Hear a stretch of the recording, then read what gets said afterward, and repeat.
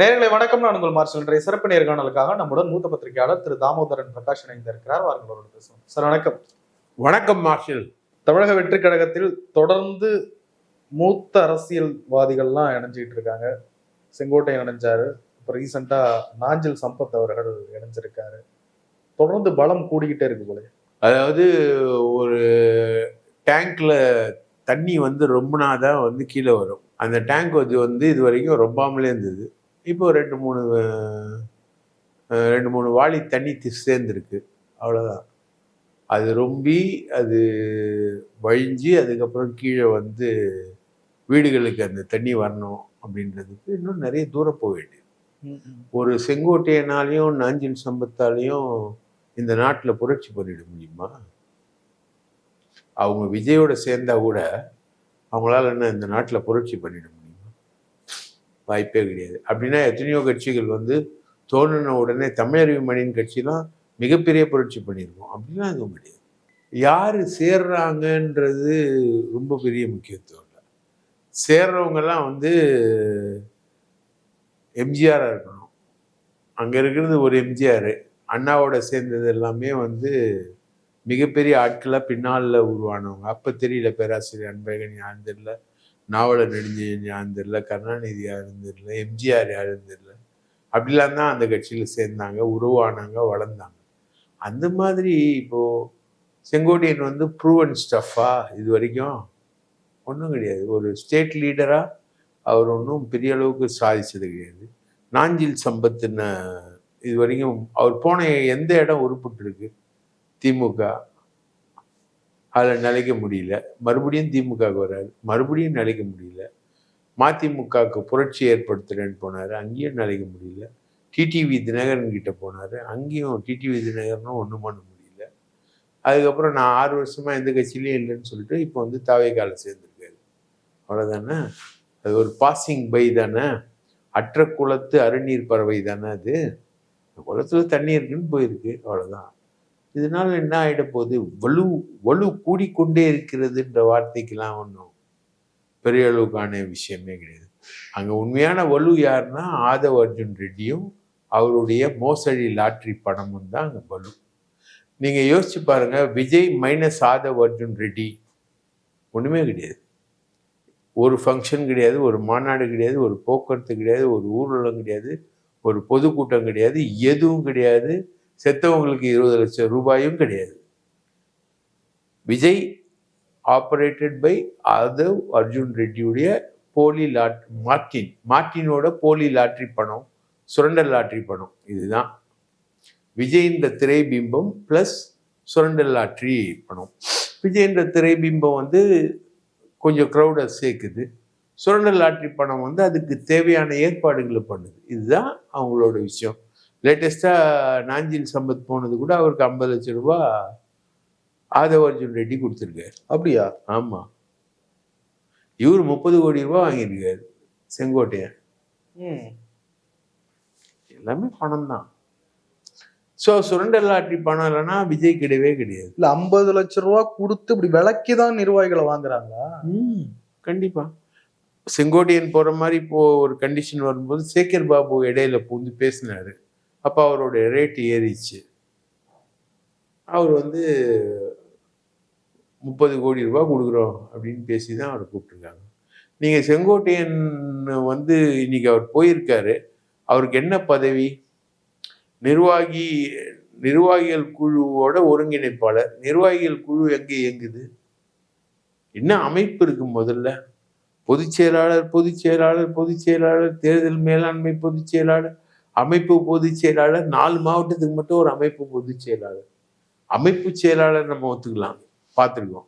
அமைப்பு பொதுச் செயலாளர்னு ஒருத்தரை பார்த்துருக்கோமா? 4 மாவட்டத்துக்கு மட்டும். நீலகிரி, திருப்பூர், ஈரோடு, கோயம்புத்தூர். இதுக்கு ஒரு அமைப்பு பொதுச் செயலாளர் போஸ்டிங்கே போட தெரியல. இன்னும் நாஞ்சில் சம்பத்துக்கு போஸ்டிங்கே இல்லை. இன்னும் ஒரு வாரம் கழிச்சு யோசிச்சு கொடுக்கறதுக்குள்ள அவருக்கு வயசாயிடும். எல்லாமே காசு தான். Vijay minus Aadhav Arjun Reddy is equal to 0. Vijay operate பண்ணுறது ஆதவ் அர்ஜுன் ரெட்டி தான். அவருடைய அவங்க மாமனாரோட கள்ள லாட்ரி பணம் தான் ஆப்ரேட் ஆகிருக்கு. இது வரைக்கும் ஒரு 100-150 கோடி ரூபாய் செலவு பண்ணியிருக்காரு. விஜய் கட்சி ஆரம்பிச்சு அவர் சிங்கிள் பைசா அவர் செலவு பண்ணல. விஜய் சிங்கிள் பைசா செலவு பண்ற ஆளும் கிடையாது. விஜய்க்கு செலவு பண்றது ஃபுல்லா ஆதவ அர்ஜுன் ரெட்டி தான். இல்ல ஆதவர்ஜுனுக்கு முன்னாடியே விஜய் மாநாடு எல்லாம் போட்டாரு, நிறைய விஷயங்கள்லாம் செஞ்சாரு. ஆதவர்ஜுன் இப்பதானே வந்திரு, பணம் செலவு பண்ண முடியாத விஜய் வந்திருப்பாரு அரசியலுக்கு. ஆதவ அர்ஜுனுக்கு முன்னாடி ஒன்றும் பெருசா மாநாடு போல, அந்த உளுந்தூர்பேட்டை மாநாடு மட்டும்தான்.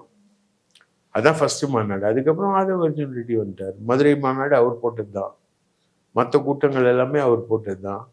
பிரச்சார கூட்டங்கள் ஃபுல்லா ஃபினான்ஸ் அவர் தான். 20 லட்சம் ரூபாய் பணம் கொடுத்தது அவர் தான்.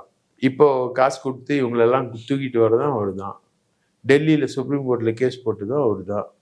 ஒரு வக்கீலுக்கு ஒரு அப்பியரன்ஸுக்கு 10 லட்ச ரூபா கொடுத்ததும் ஆதவ அர்ஜுன் ரெட்டி தான். இல்லாட்டி விஜய் கட்சிக்கு எங்கேருந்து ஃபண்ட் இருக்கு? விஜய் கட்சியுடைய பொருளாளர் வெங்கட்ராமன் வந்து நிர்வாக குழுல கூட கிடையாது. வெளியில இருந்து போற ஆட்கள் எல்லாம் விருப்பப்பட்டு தாவேக்காவுக்கு அப்ரோச் பண்ணி போறாங்களா, கொக்கி போட்டு தாவேக்காவில இருந்து இருக்கிறாங்களா? ரெண்டுமே ரெண்டுமே விருப்பப்பட்டு போறவங்கன்னா, இப்போ காளியம்மாளுக்கு என்னாச்சு, மருது அழகராஜுக்கு என்னாச்சு? ரிஜெக்டட்ல அவங்கெல்லாம். அப்படியா? ஆமா, காளியம்மாள் ரிஜெக்டடு. ஏன்னா அங்க ரிஜெக்ட் பண்ற ரேஞ்சில இருக்கா தாவேக்கா? ஆமா, அவங்களுக்கு ஜான் ஆரோக்கியமும் சீமானும் ஃப்ரெண்ட்ஸு, ரொம்ப க்ளோஸ் ஃப்ரெண்ட்ஸு. அதனால சீமான் சொல்லி தான் காளியம்மாள் போனது. காளியம்மாளை துரத்தி விட்டாங்க. காளியம்மாள் போய் ஆதவ அர்ஜுன் ரெட்டியை பார்த்துட்டு டிமாண்ட் வச்சாங்க அவங்க. அந்த டிமாண்டும் ரொம்ப அதிகமாக இருந்தது, கோடிகள். அதனால வேணான்னு சொல்லிட்டாங்க. மருது அழகராஜ் அதே மாதிரி தான். அவரும் நம்ம நாஞ்சில் சம்பத் மாதிரி ஒரு டிமாண்ட் வச்சாரு. அது முடியாதுன்னு சொல்லிட்டாங்க. திமுகவில் வந்து சேர்றவங்களே காசு வாங்கிட்டு சேர்றாங்க.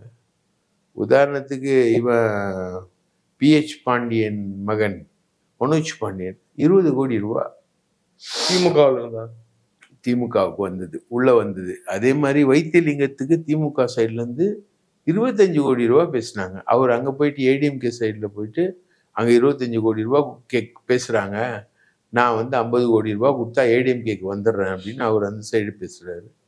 அப்போ ஏடிஎம்கேலன்னு சொன்னாங்க, நீ ஏடிஎம்கே ஆட்சி வச்சுதான் சம்பாதிச்ச, பாதி மெட்ராசிட்டியை வாங்குற அளவுக்கு உங்ககிட்ட பணம் இருக்கு, இன்னும் நான் 50 கோடி எங்ககிட்ட கேட்குறேன், நீ வரவே வேணாம், நீ அங்கேயே இருந்துக்கொண்டான். அதனாலதான் அவர் ஓபிஎஸோட நிற்குது. இதுதான் எல்லாமே. இப்போ வந்து ஒரு மார்க்கெட் உருவாயிடுச்சு மார்ஷல்.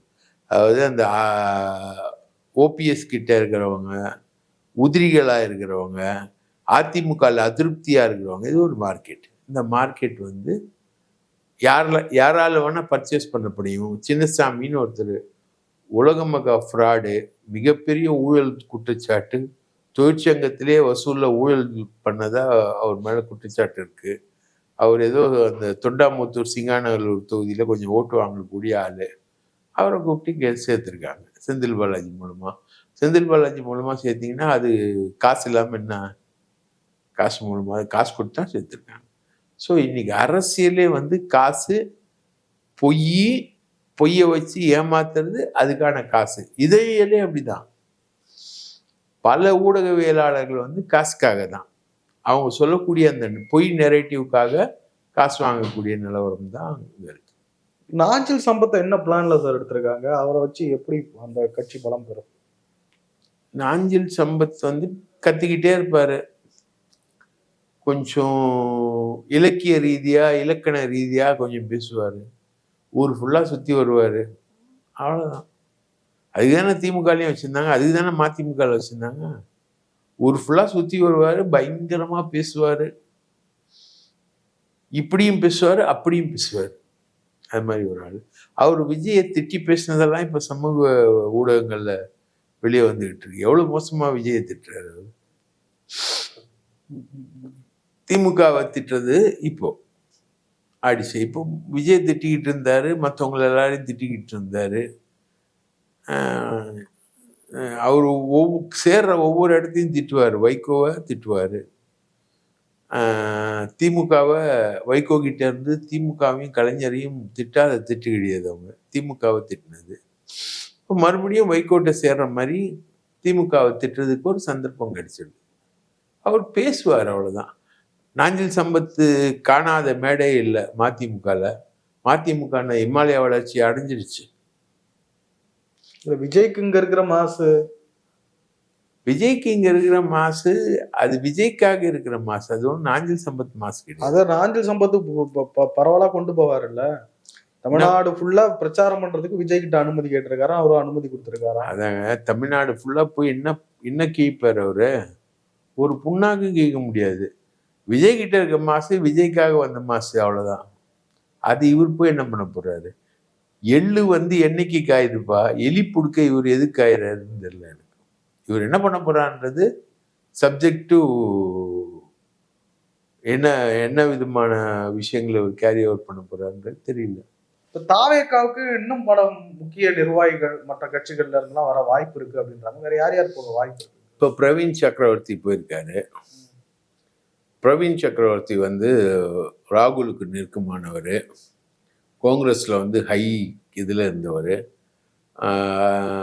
கரூர் சம்பவத்தை தொடர்ந்து ராகுல் காந்தி வந்து விஜய் கிட்ட பேசுறதுக்கு காரணம் பிரவீன் சக்கரவர்த்தி தான். அவங்க பிரவீன் சக்கரவர்த்தி, நம்ம சசிகாந்த் செந்தில் இருக்கு, சவுக்கு சங்கர் மச்சான், இவங்களாம் ராகுலோட ரெகுலராக பேசக்கூடியவங்க. அவங்களோட ராகுலும் பேசுவார். ஏன்னா இவங்கெல்லாம் வியூக அமைப்பாளர்கள், ஸ்ட்ராட்டஜிஸ்ட். அதனால் ராகுல் பேசுவார். அவங்க என்ன ஸ்ட்ராட்டஜிஸ்டாக இருந்தாங்கன்னு தான் நம்ம பீகார் தேர்தலில் பார்த்தோம். காங்கிரஸ் எவ்வளோ கேவலமாக தோற்றுது அப்படின்றது வந்து பீகார் தேர்தலில் நம்ம பார்த்தோம். ராஜஸ்தான் மத்திய பிரதேஷ் தேர்தலையும் நம்ம பார்த்தோம். ஸோ இவங்கெல்லாம் ஸ்ட்ராட்டஜிஸ்ட்டு. இவர் வந்து இப்போது காங்கிரஸ் வந்து ஒரு குழு அமைச்சிருக்கு, ஜொடங்கர் தலைமையில் ஒரு குழு அமைச்சிருக்கு. அந்த குழு வந்து ஸ்டாலின் கிட்ட வந்து பேசுது. ஸ்டாலின் சொல்கிறாரு, ஏங்க எவ்வளோ சீக்கிரம் நம்ம பேச்சுவார்த்தை நடத்தணும், டைம் இருக்குது அப்படின்னு கிரீஷ் ஜொடங்கர் கிட்ட சொல்லி அனுப்புகிறாரு. அப்போது செல்வ பெருந்தகை சொல்ல, எனக்கு தெரியாதுங்க, டெல்லி மேலிடத்துலேருந்து இவங்க வராங்க அப்படின்னு. அதில் ராஜேஷ் கன்னியாகுமரி எம்எல்ஏ தான் இருந்தாங்க. ஸோ அந்த தூதுக்குழுவுக்கு போட்டியாக ஒருத்தர் வந்து ப்ரெஸ்ஸுக்கு அனௌன்ஸ்மெண்ட் பண்ணிட்டு, சாதாரணமாக வந்து ரகசியமாக விஜய் சந்திக்கல, ப்ரெஸ்ஸுக்கிட்ட வந்து நான் சந்திக்க வரேன் அப்படின்னு சொல்லிட்டு வந்து விஜயை சந்திக்கிறார். இவர் தான் ஏற்கனவே நம்ம பிடிஆர் பழனிவேல்ராஜன் டேப்பை வந்து அவருக்கு தெரியாமல் அவர்கிட்ட பேசி, அவருக்கு தெரியாமல் 2 பேரும் தண்ணி அடிச்சுட்டு பேசி போதையில் ஒரு பிடிஆர் வளர அந்த டேப்பை வந்து இவர் பேசுறதை மட்டும் எடிட் பண்ணிட்டு சசிகாந்த் செந்தில் மூலமாக சவுக்கு சங்கர் வெளியிடுறாரு. அவர் தான், அதுதான் ஈஸ்ட் டேப் அவர் வாழ்க்கையில் வெளியிட்டது. அது வெளியிட்டது வந்து பிரவீன் சக்கரவர்த்தி. இப்போ அந்த பிரவீன் சக்கரவர்த்தி வந்து மயிலாடுதுறை சார்ந்த பிராமின். அவர் சொந்த ஊர் மயிலாடுதுறை, வீடு வந்து மயிலாப்பூர் சென்னையில். மயிலாடுதுறை போன தடவை கேட்டார், கொடுக்க முடியாதுன்னு சொல்லிட்டாங்க. ஏன்னா பிடிஆர் டேப் அவர் வெளியிட்டவர் அப்படின்றதுனால திமுக கொடுக்க முடியாதுன்னு சொல்லிடுச்சு. கொடுக்க முடியாதுன்னு சொன்னோன்னே சுதான்ற வழக்கறிஞருக்கு கொடுத்து ஜெயிக்க வச்சுட்டாங்க. மயிலாடுதுறை கிடைக்காதனால அதே மயில் இருக்கக்கூடிய மயிலாப்பூரை இப்போ கேட்குறாரு அவர். இப்பவும் கொடுக்க முடியாதுன்னு தான் இவங்க சொல்லிக்கிட்டு இருக்காங்க. அதனால விஜய் கிட்ட போய் பார்த்து பேசி மயிலாடுதுறை கேண்டிடேட்டாக அவர் வர்றாரு. இப்போ விஜய் கட்சியுடைய மிகப்பெரிய ஸ்ட்ராட்டஜிஸ்ட் பிரசாந்த் கிஷோர் வந்து ஸ்ட்ராட்டஜிஸ்டாக இருந்தார். 35% வாக்குகள் வந்து விஜய்க்கு இருக்கிறதா பீலா விட்டு போனார். அங்கே போய் பீகாரில் மடி வாங்கிட்டாரு. அதுக்கப்புறம் இனிமேல் பட்டு பிரசாந்த் கிஷோரை எவனும் மதிக்க போகிறதில்ல. அதனால் இப்போ புது வியூக அமைப்பாளராக நம்ம பிரவீன் சக்கரவர்த்தி வராரு. அவருக்கு வந்து மயிலாப்பூர் சீட்டை வந்து தாவேக்கால கொடுக்குறாங்க. அவர் வெகு விரைவில் தாவேக்கால சேருவார். அவர் அதிகாரபூர்வமற்ற முறையில் தாவேக்கா தலைவர் விஜயை சந்தித்தது தொடர்பாக காங்கிரஸ் கட்சி மிக கடுமையான அதிருப்தியில் இருக்கு. அவர் மேலே நடவடிக்கை விரைவில் எடுக்கப்படும். அவர் கட்சியை விட்டு நீக்கப்படுவார். தாவேக்கால வந்து சேருவார். இந்த காங்கிரஸோட இந்த கூட்டணி முயற்சி, அது மாதிரி முயற்சி எல்லாம் இன்னும் நடந்துகிட்டு இருக்கா? கண்டிப்பாக நடக்குது. வாய்ப்பு இருக்கா? வாய்ப்பு இல்லை. அது வந்து இந்த பிரவீன் சக்கரவர்த்தி, சசிகாந்த் செந்தில், ஜோதிமணி, மாணிக்கம் தாக்கூர் இவங்களுடைய கனவு கற்பனைகள் தான் இது எல்லாமே. அதுக்கு ஹெட் வந்து பிரவீன் சக்கரவர்த்தி தான். இவர் ரொம்ப காலமாக காங்கிரஸை வந்து திமுக கூட்டணியிலேருந்து உடைக்கணும்னு ட்ரை பண்ணுறாரு. போன பார்லிமெண்ட் தேர்தலே இவருக்கு சீட் இல்லைன்னு தெரிஞ்ச உடனே இவர் வந்து உடைக்கணும்னு ட்ரை பண்ணார். அப்போது இவருக்கு அந்த முயற்சிக்கு உறுதுணையாக நின்னது தான் விசிகால நம்ம ஆதவ அர்ஜுன், அங்கே வந்து காங்கிரஸில் பிரவீன் சக்கரவர்த்தி, விசிகால ஆதவ அர்ஜுன், இவங்கெல்லாம் சேர்ந்து தான் வந்து விசிகாவையும் காங்கிரஸையும் பார்லிமெண்ட் தேர்தல் அப்பவுமே உடைச்சு கொண்டு வந்துட முடியும்னு முயற்சி பண்ணாங்க. அதுதான் சவுக்கு மாதிரி ஆட்கள்லாம் சொல்லிட்டு இருந்தாங்க, உடைய போகுது கூட்டணின்னாங்க. அதே மாதிரி இப்பவும் உடைக்கிறதுக்கான ஒரு முயற்சியில் பிரவீன் சக்கரவர்த்தி ஈடுபட உஷாரான டிஎம்கே என்ன பண்ணுறாங்க, அவங்க மாப்பிள்ளைய டெல்லிக்கு அனுப்பி அவங்க வந்து அவர் போய் ராகுல் காந்தி, சோனியா காந்திலாம் நேரடியாக மீட் பண்ணி பேசி எல்லாத்தையும் டீலை முடிச்சுட்டு வந்துட்டார். டீலை முடித்த உடனே இப்போ பிரவீன் சக்கரவர்த்திக்கு எக்ஸ்போஸ் ஆகிட்டார், வேலைக்கு ஆகாதுன்னு எக்ஸ்போஸ் ஆன உடனே இப்போ அவர் தவேகாக்கு வர்றாரு. அந்த முயற்சிகள் என்பது நடக்குது. விஜய் கேட்குறாரு என்ன ஆச்சு அப்படின்னு. இந்த மாதிரி மாப்பிள்ளை வந்து பேசி எல்லாத்தையும் முடிச்சுட்டு போயிருக்காரு. காங்கிரஸை வந்து நான் உடைச்சி கொண்டு வர கடைசி வரைக்கும் முயற்சி பண்ணுறேன், அப்படி முடியலன்னா எனக்கு வந்து தாவேகால சீட் கொடுத்துருங்க, நான் வந்து மயிலாப்பூர் கேண்டிடேட்டாக தாவேகால நின்றுக்கிறேன் அப்படின்னு பேசி முடிச்சுட்டு போயிருக்காரு. 2 சிட்டிங் மினிஸ்டர் தாவேகாவுக்கு வருவாங்க அப்படின்னு ஆதவ அர்ஜுன் சொன்னாரு. அப்படி எதுவும் நடக்குமா? அதுதான் PTR Palanivel Thiagarajan sitting minister. அது மாதிரி நடக்கிறதுக்கு வாய்ப்பு இல்லை. பிடிஆருக்கு போதை அப்பவுமே தெளிஞ்சிச்சு. பிரவீன் சக்கரவர்த்தி எபிசோட்லயே போதை தெளிஞ்சிருச்சு. அவர் போதையை அடிச்சு தெளிய வச்சுட்டாங்க. என்ன கேட்டாங்க, டேப் பேசியிருக்க குரல் உண்டு நல்லா தெரியுது, எதிரில் இருக்கிற குரலே இல்லைன்னா அது செட்டிங் அப்படின்னும் போது, ஆமாங்க நான் பிரவீன் சக்கரவர்த்தியோடு தான் பேசினேன், எங்கள் வீட்டுக்கு வந்தான், தண்ணி அடிச்சுட்டு நாங்கள் 2 பேரும் பேசினதை அவன் டேப் பண்ணிட்டான். அந்த 40,000 கோடி ஊழல்னு சொல்றதுக்கு வந்து சப்ஸ்டான்ஷியேட் பண்ணுறதுக்கு ஏதாவது ஒரு நிதித்துறை அமைச்சராக இருந்தவர் ஏதாவது டாக்குமெண்ட் கொடுக்கணும்ல, கொடுக்கல, எந்த டாக்குமெண்ட்டும் இல்லை. அது ஒரு உளறல் பேச்சு, போதை உளறல். அந்த போதை உளறல் வந்து போதையை தெளிய வச்சுட்டாங்க. அதில் வந்து பிடிஆர் பழனிவேல் தியாகராஜன் வந்து வருவார் அப்படின்னா. அதே மாதிரி நீங்கள் சிட்டிங் மினிஸ்டர்னு பார்த்தீங்கன்னா ஆவடி நாசர், மனோ தங்கராஜ், இவங்க 2 பேரும் நீக்கிட்டு திருப்பி கொண்டு வந்துட்டாங்க. இன்னும் வந்து விழுப்புரத்தில் ஒரு மினிஸ்டர் இருக்காரு பொன்முடி, அவரும் இங்கே வர போகிறது இல்லை. ஒரு 3-4 பேருக்கு சீட் கொடுக்க போகிறது இல்லை டிஎம்கேல. அதில் வந்து துரைமுருகன், பொன்முடி,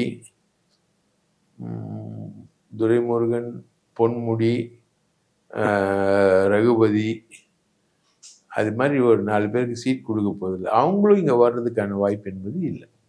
எப்படி போகுதுங்க சார்? தாவேகா நாளுக்கு நாள் பலம் அடைஞ்சுக்கிட்டு வருதா? கிரவுண்ட் லெவல்ல இப்ப இந்த மாதிரி மூத்த நிர்வாகிகள்லாம் வெளியில இருந்து வராங்க, களத்துல பலத்தை கொடுக்கணும் தாவேகா, வாய்ப்பு இல்லைன்றீங்களா? வாய்ப்பே இல்லை. களத்துல அவங்க இல்லவே இல்லை. களத்துல ஊருக்கு ஒரு 4 சின்ன பசங்க இருப்பாங்க தாவேகால, அவ்வளவுதான். வேற ஒன்றும் பெரிய களம்லாம் தாவேகாக்கு புரட்சிகரமா புரண்டு திரண்டு அழுது கொண்டும் தொழுது கொண்டும் ஓடி ஓடி விஜயை நோக்கி வரக்கூடிய கும்பல்லாம் இல்லை. கரூர் விஷயத்திலே அவர் மானபங்கப்பட்டார். அவர் எக்ஸ்போஸ் ஆயிட்டாரு. செத்தவன் வீட்டுக்கு போகணும் தவிர செத்தவனை இங்கே வர வச்சு, செத்தவன் குடும்பத்தை வர வச்சு ஆறுதல் சொல்ற அந்த பாணி வந்து மக்களுக்கு பிடிக்கவே இல்லை. அவரை தொடர்புக்கு ரொம்ப அரிதான ஒரு ஆள். பேசவும் மாட்டார். 4 மணி நேரம் நீங்கள் பேசுனீங்கன்னா எல்லாரும் பேசுகிறவங்க சொல்லலாம்னா பேசுறது எல்லாத்தையும் கேட்டுக்கிறாரு, திரும்பி பேசவே மாட்டாரு. ஸோ தொடர்புக்கு அரிதான ஆள், எந்த விதமான இதுவும் இல்லை. இப்போ அவரை வச்சு என்ன பண்ண முடியும்? ஒன்றும் இல்லை, எனக்கு தெரிஞ்சும் ஒன்றும் இல்லை, சும்மா பிக்சர் தான். இப்போது நீங்கள் செங்கோட்டையனை சேர்த்த உடனே பெருசாக அதிமுகலேருந்து கிளர்ந்து எழுன்னாங்க. நேற்று ஜெயலலிதா பிறந்த நாளைக்கு எடப்பாடியார் போயிருக்காரு, எல்லாரும் கூட தான் நிற்கிறாங்க. கேபி முனுசாமிலேருந்து பொன்னையன் வரைக்கும் கூட தான் நிற்கிறாங்க. யாரும் அங்கிட்டு போகிற இங்கிட்டு வர மாதிரி இல்லையே, எதுவும் பெருசாக வர மாதிரி எதுவும் இல்லையே.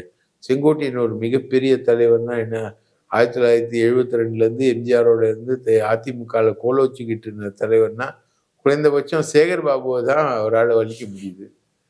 சேகர் பாபு, மதுசூதனன், இந்த சந்திரலேகா ஆசிட் விஷயத்தில் மதுசூதனன், செங்கோட்டையெல்லாம் ஒன்றா இருந்தவங்க.